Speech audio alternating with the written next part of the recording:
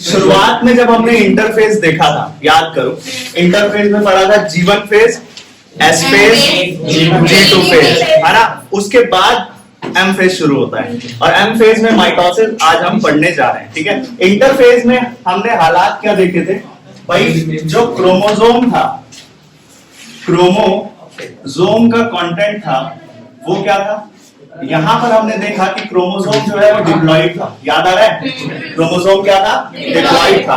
और डीएनए का कंटेंट कितना था, डीएनए का कंटेंट कितना था, 4C, डीएनए का कंटेंट कितना था, 4C, 4C was the content of DNA and chromosomes कितने थे, क्रोमोसोम्स क्या था, डिप्लॉइड था। डिप्लॉइड किसी को कब बोलते हैं, मैंने बताया था जब 2 सेट ऑफ क्रोमोसोम्स वहां पर फंस गए।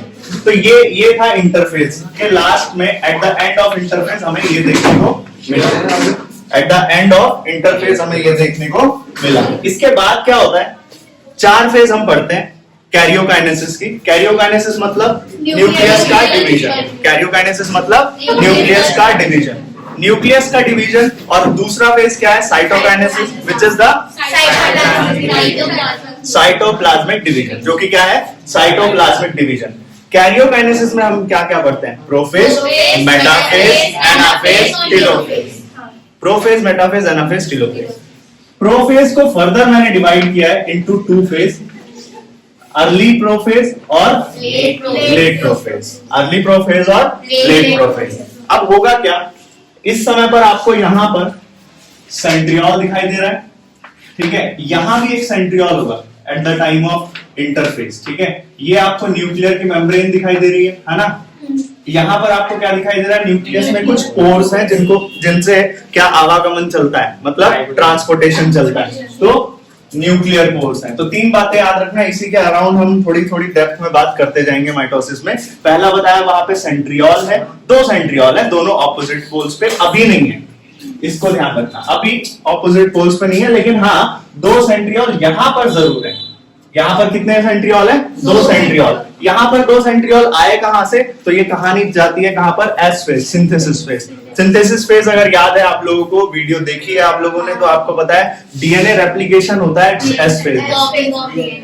और दूसरा काम क्या होता है, सेंट्रियोल का डिवीजन, सेंट्रियोल का डिवीजन, डुप्लीकेशन भी कहां पर होता है, एस फेज में। तो यानी कि अभी इंटरफेज का एंड है, तो यहाँ पर 2 सेंट्रियोल होंगे, 2 सेंट्रियोल तो होंगे यहाँ पर। और दूसरी बात, न्यूक्लियस में कुछ पोर्स प्रेजेंट होंगे, through the help of which transportation inside और आउटसाइड टेक्स प्लेस, ठीक है, exchanges takes place. Nuclear membrane होगी। अब अर्ली प्रोफेज, जब सेल एम फेज में एंटर करेगा, मल्टीप्लिकेशन फेज में एंटर करेगा, जब माइटोसिस में एंटर करेगा, तो सबसे पहला फेज होगा प्रोफेज, जिसे मैं बोल रहा हूं अर्ली प्रोफेज। क्या बोल रहा हूं, और वो अर्ली प्रोफेज, वो जो अर्ली प्रोफेज है, उसमें क्या क्या चीजें देखने को मिलेंगी। अर्ली प्रोफेज में न्यूक्लियर का जो मेम्ब्रेन अभी तक हम देख रहे थे, न्यूक्लियस का जो मेम्ब्रेन अभी तक हम देख रहे थे, वो धीरे धीरे डिसोसिएट होने लगेगा, टूटने लगेगा। न्यूक्लियस की मेम्ब्रेन क्या होने लगेगी, डिसोसिएट, टूटने लगेगी। एंडोप्लाज्मिक रेटिकुलम की मेम्ब्रेन भी क्या होने लगेगी, डिसोसिएट। गोल्जी मेम्ब्रेन की मेम्ब्रेन क्या होने लगेगी, डिसोसिएट। तो न्यूक्लियर मेम्ब्रेन, एंडोप्लाज्मिक मेम्ब्रेन और गोल्जी मेम्ब्रेन, ये तीनों चीजें डिसोसिएट होने लगेगी। समझ आया। तो सेल्स एक तरह से खुलने लगेगा। ये करेगा कौन, यहां पर द प्रोसेस ऑफ प्रोफेज, एक प्रोसेस है ना, करेगा कौन, सेल ही करेगा। नहीं समझ, क्या नहीं समझा, क्या नहीं समझा, ये पूछो उधर। तो मैं अभी नोट क्यों कर रहे हो, अभी बस समझो, कोई नोट ना करे भाई, ठीक है। टाइम पूरा दिया जाएगा, ये टॉपिक ध्यान से समझो। मैंने आपको लास्ट क्लास में भी बताया था कि अगर आपको माइटोसिस ढंग से समझ आ गया, ठीक है, तो मियोसिस भी गया, ठीक है, मियोसिस भी इजी है, और मियोसिस का दोनों प्रोसेस, मियोसिस 1 और मियोसिस 2 इजी हो जाएगा अगर आपको माइटोसिस आता है तो। सारा ध्यान, सारा कंसंट्रेशन, सारा फोकस यहाँ। तो क्या कह रहा है कि अर्ली प्रोफेज में nuclear membrane, endoplasmic reticulum, Golgi membrane, ये सब क्या होने लगेगी, डिसोसिएट होने लगेगी। कौन कर रहा है, सेल ही खुद कर रहा है ये प्रोसेस, तभी तो आप सेल डिवीजन बोलते हो, है ना, ठीक है। तो ये डिसोसिएट होने लगेगी, पहला काम। दूसरा काम क्या होगा, हमें पता है 2 सेंट्रियोल्स हैं, वो डिवाइड कब किए थे, एस फेज में। कब डिवाइड किए थे? एस फेज में डिवाइड हुए थे ये। और यहां पर ये दोनों सेंट्रियोल आपको नजर आ रहा है, ये ऑपोजिट एंड में जाता हुआ दिख रहा हुआ। कहां जाता हुआ नजर आ रहा है? ऑपोजिट एंड में जाता हुआ नजर आ रहा है।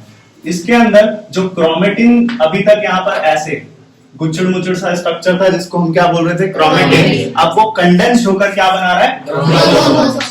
कंडेंस होकर क्या बनाने लगा है? क्रोमोसोम बना रहा है। पहला काम क्या हुआ है? न्यूक्लियर मेम्ब्रेन, एंडोप्लाज्मिक मेम्ब्रेन और गोल्जी मेम्ब्रेन क्या हो गई? डिसोसिएट। सेंट्रियोल कहां चले गए? ऑपोजिट पोल्स में माइग्रेट कर गए, एक इधर और एक इधर जा रहे हैं, अभी गए नहीं है, इसलिए अर्ली प्रोफेज बोला है। तीसरा काम, क्रोमेटिन क्या हो गए? कंडेंस। और क्रोमेटिन कंडेंस होकर क्या बना रहा है? कोई दिक्कत? आगे ध्यान दो। लेट प्रोफेज में क्या होगा? स्पिंडल फाइबर बनना शुरू होंगे। अब लेट प्रोफेज में देखो अगर आप, तो ये वाला जो क्रोमेटिन है ये यहाँ पहुंच चुका है, ऑपोजिट एंड में पहुंच चुका है ना? दोनों ऑपोजिट एंड में पहुंच चुके हैं। अब यहां से दो तरह के फाइबर्स निकलेंगे जिनको आप बोलोगे स्पिंडल फाइबर्स। कुछ लॉन्ग होंगे, ठीक है, और कुछ शॉर्ट होंगे। जो लॉन्ग वाले स्पिंडल फाइबर्स होंगे वो तो ऑपोजिट पोल्स पर भी पहुंच जाएंगे। कहां पहुंच जाएंगे? यस, देखो जैसे कि यहां से शुरू हुआ और यहां तक पहुंच गया, पहुंचा, यहां से शुरू हुआ और ये रिलीज कौन कर रहा है? सेंट्रियोल। यहां से शुरू हुआ यहां तक पहुंच गया, है ना? और इसको आपने क्या बोल दिया है? Spindle fibres. क्या बोल दिया आपने इसको? Spindle fibres. ठीक है, स्पिंडल फाइबर्स बोल दिया। और सेंट्रियोल पे अगर आप ध्यान दो तो कुछ छोटे छोटे फाइबर्स भी हैं सेंट्रियोल से निकलते हुए, है क्या? उन रेस को क्या बोलते हैं आप? Ester race. इन रेस को क्या बोलते हैं? Aster race. इन रेस को क्या बोलते हैं? Aster rays. तो सेंट्रियोल प्लस वो एस्टर रेस दोनों को मिलाकर अगर मुझे कुछ बोलना हो तो मैं क्या बोलूंगा? एस्टर। क्या बोलूंगा? एस्टर। क्या बोलेंगे? एस्टर। तो सेंट्रियोल प्लस में वो जो एस्टर है, दोनों को मिलाकर अगर मुझे कुछ बोलना है तो मैं क्या बोलूंगा? एस्टर।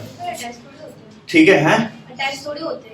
अटैच नहीं है, मुझे दोनों को एक वर्ड बोलना हो तो दोनों के लिए एक कंबाइंड वर्ड है, उसे मैं क्या बोलता हूं?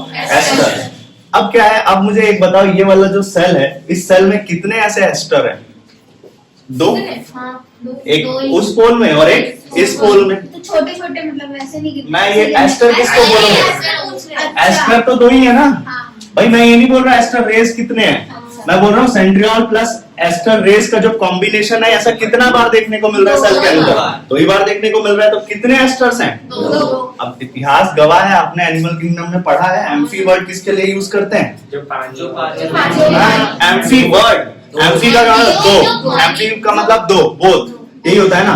तो यहाँ पर ये जो सेल का डिवीजन है, जो माइटोसिस हो रहा है, ठीक है, इसे आप क्या बोलते हो? एम्फीएस्ट्रल। क्या बोलते हैं? रीजन समझ आया? एम्फीएस्ट्रल डिवीजन क्यों बोलते हैं? ये जो, हाँ समझ आया? इस डिवीजन को हम क्या बोलते हैं? एम्फीएस्ट्रल डिवीजन। लेकिन हाँ, यहाँ पर एक बात ध्यान रखना, ये सिर्फ और सिर्फ कहानी एनिमल्स की है। ये सिर्फ और सिर्फ कहानी किसकी है? एनिमल्स की। क्यों? क्योंकि आपको पता होगा प्लांट्स में सेंट्रियोल नहीं होता। प्लांट्स में तो सेंट्रियोल ही नहीं है, और सेंट्रियोल ही नहीं है तो एस्टर है क्या? नहीं। एस्टर ही नहीं है तो एम्फीएस्ट्रल कहां से बनेगा? तो वहां पर जो डिवीजन होगा, माइटोसिस, वहां होगा कि नहीं होगा? होगा। लेकिन वहां पर क्या एस्टर फॉर्म होंगे? नहीं। तो इसीलिए प्लांट्स में जो सेल डिवीजन होगा उसे हम बोलते हैं एनएस्टरल डिवीजन। क्या बोलते हैं? एनएस्टरल डिवीजन। एनिमल्स में जो माइटोसिस होता है उसे क्या बोलते हैं? एम्फीएस्ट्रल डिवीजन। क्या बोलते हैं? एम्फीएस्ट्रल डिवीजन। एम्फीएस्ट्रल डिवीजन और एनएस्ट्रल डिवीजन। बढ़े आगे, अर्ली प्रोफेज हो गया, लेट प्रोफेज हो गया। लेट प्रोफेज में क्या हुआ? स्पिंडल फाइबर बनने लग गए, और वो फाइबर किससे अटैच हो गए? अगर ध्यान से देखो तो क्रोमोसोम से अटैच होने लग गए। किससे अटैच होने लग गए? क्रोमोसोम से अटैच होने लग गए। ठीक है, क्रोमोसोम से अटैच होने लग गए। ओके, और क्रोमोसोम से और दूसरे सेंट्रियोल से भी तो है। नहीं, अरे क्या किससे? हाँ, वो तो हो ही रहे, वो अभी मेटाफेज में देखेंगे। देखो क्या कह रहा है, सही बोल रही है ये कि कुछ तो स्पिंडल फाइबर ऐसे हैं जो क्रोमोसोम से अटैच हो रहे हैं ना। कुछ ऐसे भी बच गए हैं जो जरूरी नहीं है कि क्रोमोसोम से अटैच हो रहे हैं, खाली भी दिख रहे हैं।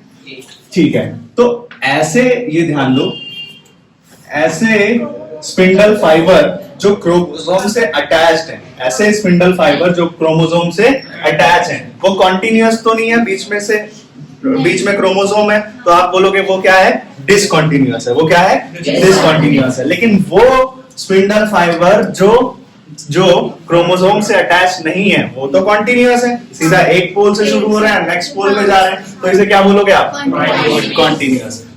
दोबारा सुन लो, वो स्पिंडल फाइबर जो क्रोमोसोम से अटैच है, वो स्पिंडल फाइबर जो क्रोमोसोम से अटैच है, उन्हें आप क्या बोलते हो, डिसकंटिन्यूअस। और वो स्पिंडल फाइबर जो क्रोमोसोम से अटैच नहीं है उन्हें क्या बोलते हैं, कॉन्टिन्यूअस। उन्हें क्या बोल देते हैं, कॉन्टिन्यूअस। समझ आ गया? अब ध्यान दो, क्या कहा है, एक और नाम, जो कॉन्टिन्यूअस है वो एक पोल से शुरू हो रहे हैं दूसरे पोल पे जा रहे हैं, इसलिए हम उन्हें इंटरपोलर स्पिंडल फाइबर्स भी बोल रहे हैं।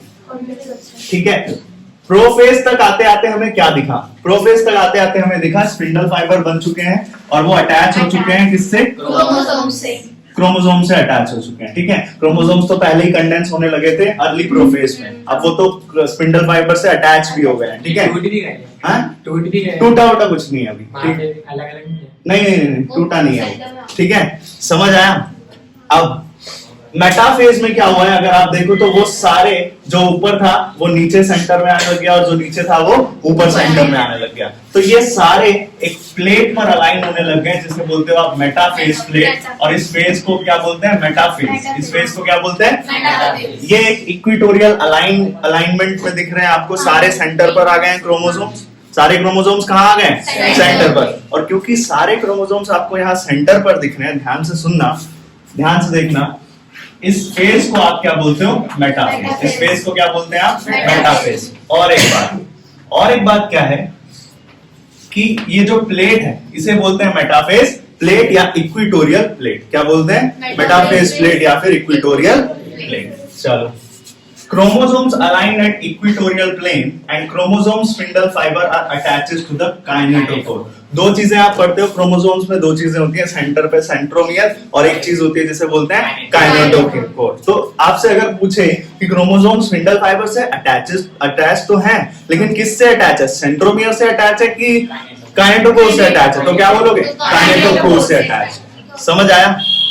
ठीक है, सेल चैप्टर की वीडियो नहीं देखी है, मतलब अगर काइनेटोकोर और सेंट्रोमियर नहीं पता है, लास्ट वाली वीडियोस अगर आपने देख ली है सेल चैप्टर की तो आपको पता होगा, देख ली है तो आपको सेंट्रोमियर पता होगा, काइनेटोकोर पता होगा। एक बार एनसीईआरटी देखना, ठीक है, उसमें है, उसमें भी एक्सप्लेन्ड है, डायग्राम्स भी एक्सप्लेन्ड है। ठीक है, और वीडियो भी देखना, उसमें मिलेगा आपको काइनेटोकोर। ठीक है, नहीं तो ऐसे भी देख लो यार, ये क्या है, जैसे मान लो ये क्रोमोसोम है, ये क्या है, क्रोमोसोम है। क्रोमोसोम के सेंटर पे आपको क्या मिलता है, सेंट्रोमियर। क्या मिलता है, सेंट्रोमियर। और साइड में क्या मिलता है, काइनेटोकोर। ठीक है, सेंट्रोमियर का पोजीशन क्या है, अगर आपको याद हो सेंट्रोमियर का पोजीशन क्या है, ये इस बात उस बेसिस पर आप क्रोमोसोम्स को डिवाइड करते हो, मेटासेंट्रिक, सब मेटासेंट्रिक, हेटेरोसेंट्रिक, टेलोसेंट्रिक। याद आ रहा है? ठीक है, तो ये क्रोमोसोम्स है, यहाँ पर सेंट्रोमियर, और यहीं पर आप देखो साइडवेज में आपको थोड़ा सा क्या दिखेगा, काइनेटोकोर। उस काइनेटोकोर से कौन अटैच रहता है, स्पिंडल फाइबर। ठीक है, और स्पिंडल फाइबर किससे अटैच्ड है फिर, सेंट्रियोल से। किससे, सेंट्रियोल से। यानी कि वो दोनों ऑपोजिट पोल्स में खिंच रहे हैं, है ना, ऑपोजिट पोल्स में खिंच रहे हैं। और फिर क्या होगा, फाइनली ऑपोजिट पोल्स में खिंच तो रहे हैं, और जब ये वाला फेज आएगा, एनाफेज, अर्ली प्रोफेज हो गया, लेट प्रोफेज हो गया, मेटाफेज हो गया, अब क्या है, एनाफेज। एनाफेज तक आते आते आप देखोगे सेंट्रोमियर स्प्लिट हो जाएगा। क्या हो जाएगा, दोनों तरफ ऑपोजिट फोर्स लग रहा था, और सेंट्रोमियर क्या हो जाएगा, सेंट्रोमियर के स्प्लिट होने से आप देखोगे क्रोमोसोम भी सेपरेट और दोनों ऑपोजिट एंड पर जाने लगेंगे। क्रोमोसोम जब सेपरेट होगा, मान लो इससे अटैच था, इधर से एक स्पिंडल फाइबर जा रहा था और एक स्पिंडल फाइबर ऐसे जा रहा था, तो ये तो सेपरेट होने लगे। सेंट्रोमियर क्या हो गया, स्प्लिट। सेंट्रोमियर क्या हो गया, स्प्लिट। तो सिस्टर क्रोमेटिड बोलेंगे अब तो इसे, आधा सिस्टर क्रोमेटिड इधर और आधा सिस्टर क्रोमेटिड ऊपर। समझ आया? क्या ये यहाँ ऐसे ही हुआ है? हाँ। लेकिन अगर यहाँ ध्यान दो, ये वाला सिस्टर क्रोमेटिड और ये वाले सिस्टर क्रोमेटिड के बीच में फिर से कुछ फाइबर्स अटैच हुए हैं रेड कलर के, और उन्हें आप क्या बोलते हो, इंटरजोनल फाइबर्स। क्या बोलते हैं, इंटरजोनल फाइबर्स। रिमार्केबल बात क्या है कि क्या यहाँ पर हुआ है, तो आप बोलोगे सेंट्रोमियर स्प्लिट हो गया और वो दोनों ऑपोजिट एंड पर जा रहे हैं। और सिस्टर क्रोमेटिड्स ऑपोजिट एंड्स पर जा रहे हैं, ठीक है, ये जा रहे हैं, ध्यान रखना। इसके बाद लास्ट क्या है? टेलोफेज। लास्ट क्या है? टेलोफेज। 4 फेज है ना आपके, प्रोफेज, मेटाफेज, एनाफेज और टेलोफेज। प्रोफेज में क्या हुआ? सबसे पहले देखो तो nuclear membrane, endoplasmic membrane, Golgi membrane सब क्या हो गया? डिसोसिएट होने लग गया है। क्रोमेटिन था और थ्रेड्स जो थे, क्रोमेटिन था, वो कंडेंस होके क्या बनने लगे? क्रोमोसोम्स बनने लग गए। वो कंडेंस होके क्रोमोसोम्स बनने लग गए। और सेंट्रियोल क्या करने लग गया है? ऑपोजिट एंड पर जाने लग गया है। सेंट्रियोल क्या करने लग गया है? ऑपोजिट एंड पर जाने लग गया है। और सेंट्रियोल से स्पिंडल फाइबर्स निकल रहे हैं जो अटैच हो रहा है किससे? क्रोमोसोम्स के किस रीजन से? काइनेटोकोर वाले रीजन से, सेंट्रोमियर से नहीं, काइनेटोकोर वाले रीजन से। और एक बात कि यहां पर इसे क्या बोलेंगे आप? एम्फीएस्ट्रल डिवीजन। क्या बोलेंगे? एम्फीएस्ट्रल डिवीजन। बस मेटाफेज में क्या हुआ? वो सारे क्रोमोसोम्स अलाइन हो गए हैं इक्वेटर पे और काइनेटोकोर से अभी भी अटैच्ड है, ठीक है, कौन? Chromosomes with the spindle fibre, ठीक है। अब एनाफेज में क्या होगा? सिस्टर क्रोमेटिड्स ऑपोजिट एंड पर खींचने लगेंगे, जाने लगेंगे। टेलोफेज में क्या होगा? टेलोफेज में आप देखते हो फाइनली न्यूक्लियर मेम्ब्रेन, जो चीजें ऑपोजिट है, देखो याद करना कितना आसान है। ये हमने क्या बोला था? हमने न्यूक्लियर मेम्ब्रेन, एंडोप्लाज्मिक मेम्ब्रेन और गोल्गी मेम्ब्रेन, डिसोसिएट लिखा था ना, यहाँ पर क्या लिखना? रीअपियर। यहाँ क्या लिख दोगे? रीअपियर। और यहाँ क्या बोला था हमने? Chromosome fibre condenses, chromatin condenses, chromatin fibre condenses and forms what? Chromosome. क्या बनाता है ये? क्रोमोसोम्स। इसका ठीक उल्टा है ना, तो आप बोलोगे क्रोमोसोम डिसअसेंबल हो जाएगा और क्या बनाएगा? क्रोमेटिन। इजी है। फिर लेकिन यहाँ पर एक और काम आप देखोगे और वो क्या होगा? यहाँ पर एक, ये देख रहे हो, फरो बनते हुए दिखेगा आपको, जहां से धीरे धीरे ये क्या होने लगेगा? साइटोकाइनेसिस की शुरुआत। क्या होने शुरू होगी?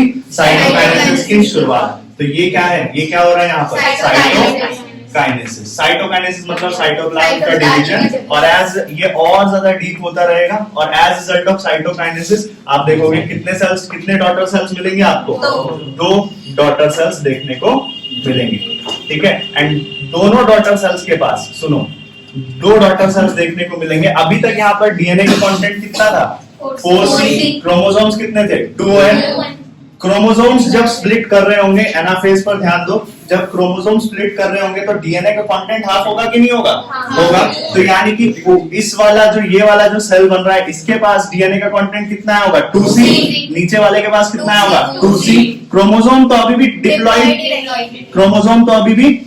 ही रहेंगे। और फिर ये एंटर करेगा कहां पर? फिर ये एंटर करेगा इंटरफेस में। फिर अच्छा हाँ, अगर मान लो कि अभी इसे स्टोर करना है तो कौन से फेज में एंटर करेगा? ये जी नॉट फेज में, क्वेश्चन स्टेज में, जो सेल साइकिल से एग्जिट कर जाएगा। समझ आया?